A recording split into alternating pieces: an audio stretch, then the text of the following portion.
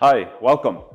My name is Liam, and I'm part of the Gigabyte marketing team for enterprise products. And today I have with me one of our outstanding colleagues, Hoshino, and he will tell us a little bit about the ARM hardware ecosystem. So, hi, Hoshino. Hi everyone, this is Hoshino. I'm in charge of product planning and strategy at Gigabyte. So, Hoshino, can you give me some background for yourself, like such as how long have you been with Gigabyte and what drew you to product planning? Okay, I joined the Gigabyte in 2013. It's around over 8 years ago. My previous job is in Japan, major car makers. I'm in charge of product marketing in that company. So I also did product and market analysis in Gigabyte. I found the market similar because it's a lot of different detailed segmentation in the server market. Yeah, there is. If a car you use sedan and a hatchback and a small SUV, big SUV, and then PV category, and even in the sedan, you will have different detailed segments like C segment, CD segment, and for servers same. Because you will have the 1U, 2U, GPU server or the high density server. Right. It's all different architecture. And even in the 1U, 2U, you will got the entry level server or the mainstream server or the high performance server. So it's really in the same way to think about how to do the job and how to make the server in the right position in the market. So it's really good. One more interesting thing is when I joined Gigabyte, they want to change their strategy for the server business. Okay. Yeah, because in the beginning or the start of the Gigabyte server business, similar as the other company ODMs, they focus on the ODM business, and they want business from the OEM branding company like HP Dell and Japan like NEC, like this kind of branding company. The roadmap is fixed by the OEM company. And the Gigabyte just do the design and manufacture to the OEM customers. When I entered this company, they want to change their strategy and more focus on the channel business. The channel business is different. It's a little complicated and also mixed. Different. Yeah, they will have their own lineup strategy and have their own strategy of the solution as well. For their channel business, the channel business is mixed. So it's including like you will have take the business from the big account customer like data center directly, and also they have the partnership with some HPC or SI customers and sell the product like white books, say no brand, just a box, sell the server to the SI and they use the brand of SI's name and then to sell to end user. So it's another way of the business. Also, they have the branding business as well because use the Gigabyte and sell to the end user directly and do the after service. So it's really complicated and mixed. But even the business is complicated, they need their very clear message to customer to show that they have the ability to develop the roadmap and the product by themselves. They have their own technology, their own IP products. So that's very important. So I'm in charge of the product planning to help this server business to fix our own roadmap and our own business and the lineup. So we choose, we are not only the traditional Xeon 86 solution. ARM solution will be another newer for us because it's a really new market. And if we do the business with our ARM partners, like the vendors, whatever I will introduce to you, Promico, Cavium, Marvell, and the Qualcomm, then we can decide the product strategy or the market together, and not just follow the strategy from the customers. So it's really very exciting and interesting job for me, I think. Well, today I know we've brought a lot of different products for ARM. You know, that we've got our motherboards, we've got our servers. So can you back up a little bit and tell me how long has Gigabyte been producing products like these? And what kind of challenges or changes have happened over the generations? Yes, we developed the ARM64 solution over 8 years. And back in 2013, we start our first ARM64 solution with the Permico X-Gen solution. And after that, we also create a new product with Cavian Sounder solution. You know, we also have our Qualcomm-centric solution as well. The newest solution is the Ampere Ultra one. And we build a very big lineup based on the Ampere Ultra solution. And now NVIDIA also joined the ecosystem of ARM market. And now we also build GPU server with NVIDIA based on Ampere Ultra as well. Okay, so one of the things that always comes up in the talk of ARM is ecosystems. So what kind of challenges or things that are making it a little bit more challenging to deploy ARM servers into the market? Yes, build a server solution or build an ARM64 solution is very difficult and very complicated. And as I mentioned about build a car, because I'm from a car company before, when you build a car, it's just a hardware. So the server building, the most difference between car building and the server building is the software layer and the ecosystem. For the software layer, you know, for the ARM64 servers, is totally different from the Xeon 86 solution. So we need to enable each device driver and the OS vendor with the ARM64 solution one by one, case by case. So we need to pay a lot of resource and time to solve each bug or each issues of the ARM solution. Without the collaboration with the OS vendor or other device vendor, including networking, storage, we cannot solve anything because it's not only the hardware building, including the software layer building and the ecosystem.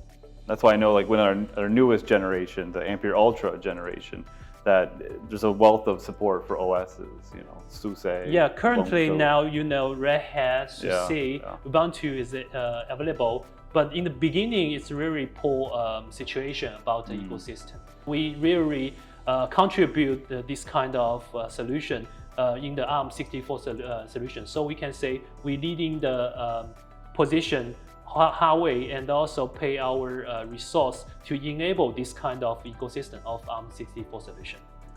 So I noticed you switched the motherboard. What's different about this motherboard?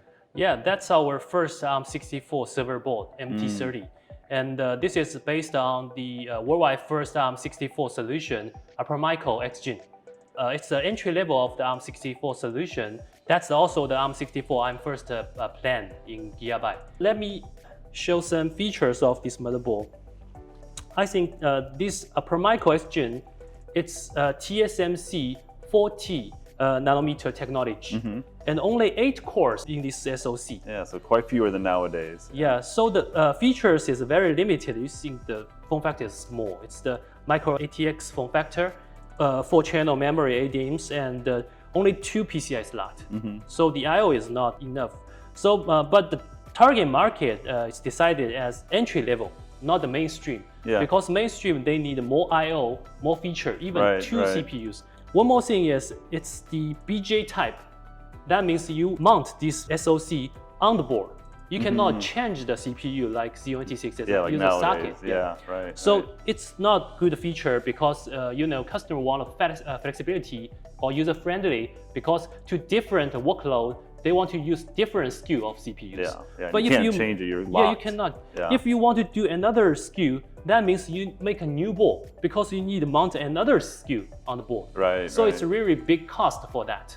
But that's also just the tough job for the hardware.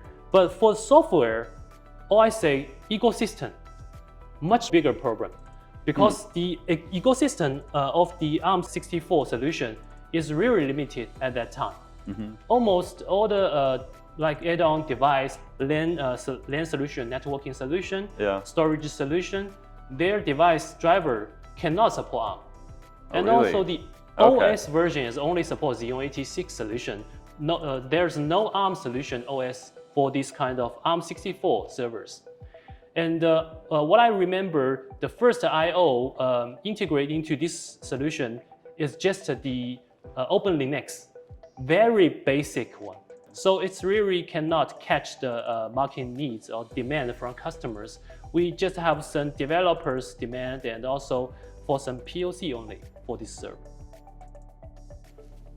So we saw already our KVM solutions. We looked at the Qualcomm one that didn't come to the market. Now I know we have the Ampere Ultra socket here in front of us. What's your impression of it? How do you feel about this new platform? I must say Ampere Ultra is the most powerful ARM-A64 solution in the world currently. We developed this new solution with Ampere side in a new style. We call it co-branding business style.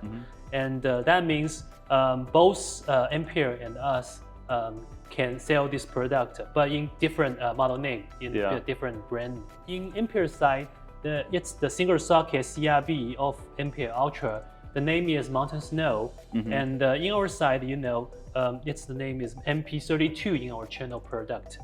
And this solution is really powerful. It's the 7 nanometer technology from TSMC in single socket, maximum 80 cores, and have a lot of rich features inside the SoC. Whatever the PCIe lanes or other there's a lot function, more now. Memory channels is really good.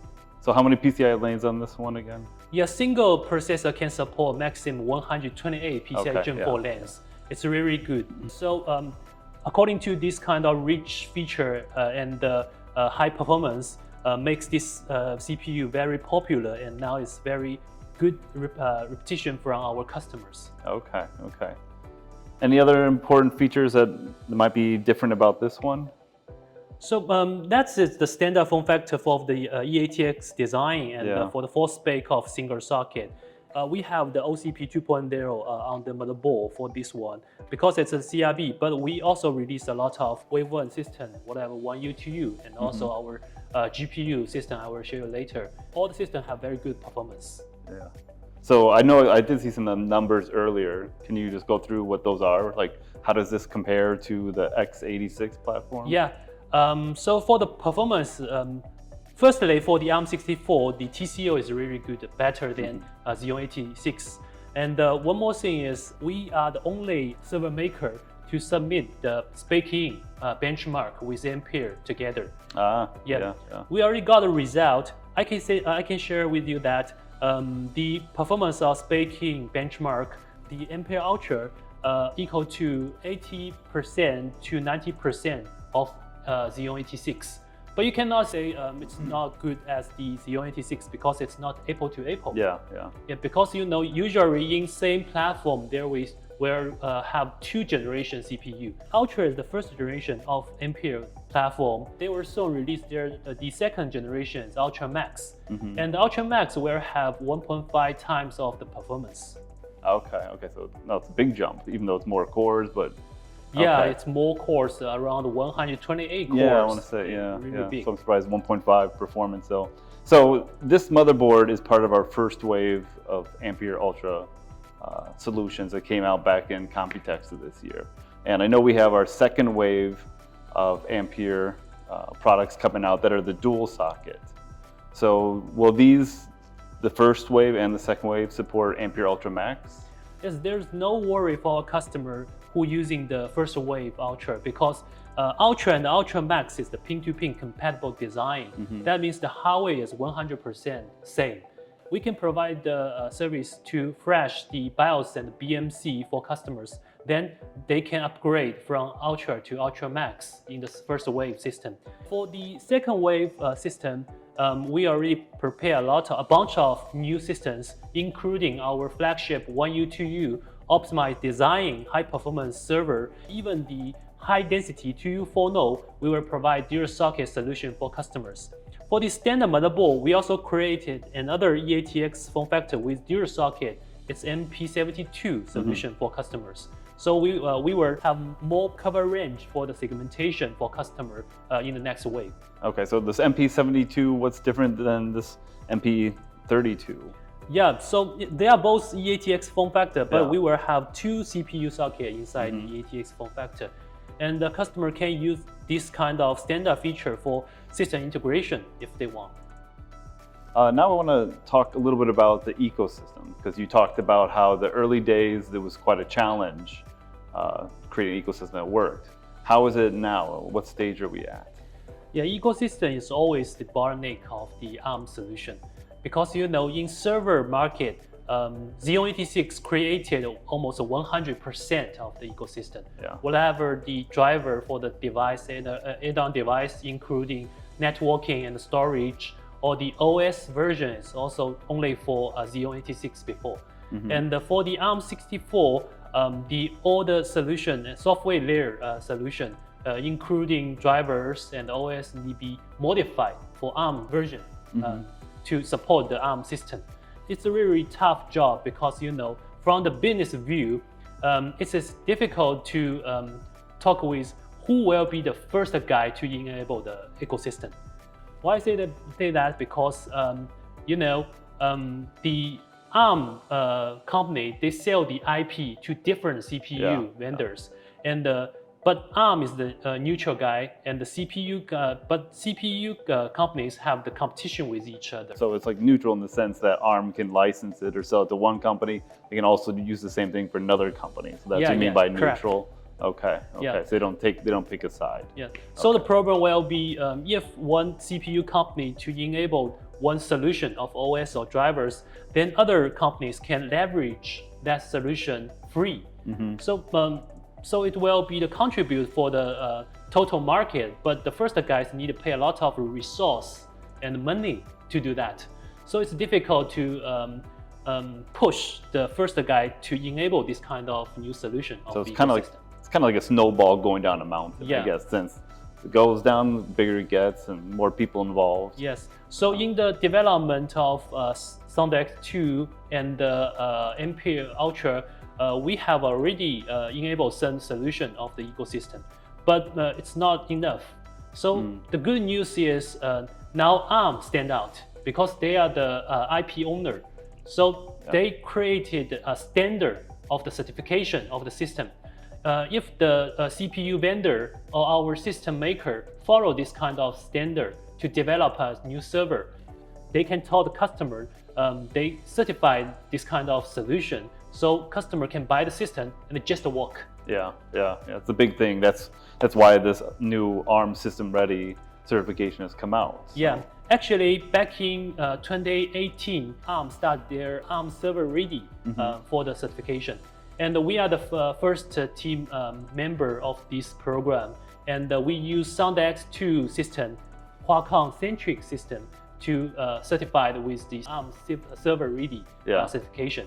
But after that, ARM think they need to make the scale bigger. So they create a new roadmap, it's called Neverse. And inside that, they want to combine all the things, including IoT, Edge, Cloud together. So they make the upgrade the ARM System Ready as the new standard of all the total market. So we already took a look at some motherboards, and now I have some servers that I wanted you to bring. The reason I asked is because I want to know about applications for these servers, for HPC and AI. So what can you tell me about that?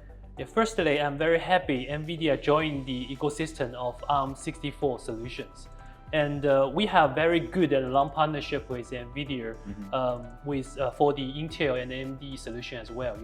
For the ARM64, we use Ampere Ultra platform to enable the A100 GPU cards with NVIDIA together, even their CUDA and NVQuad test to achieve these two systems, G242 systems. For the HPC and AI applications, NVIDIA is very important because they provide a lot of solution for AI application and HPC.